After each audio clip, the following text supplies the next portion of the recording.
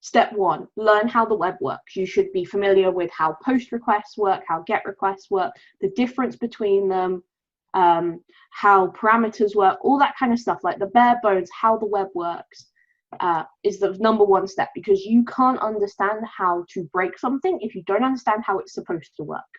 Step two is to get some practical experience. CTFs are great for this, but you can't rely on them completely. So step three is just hack something. Like, this is my number one advice to all of my followers, is to just hack something. You will learn more in your first 5 minutes of actual hacking than you will in 50 hours of reading books, because bug bounties, they're not a theoretical thing, right? They're practical.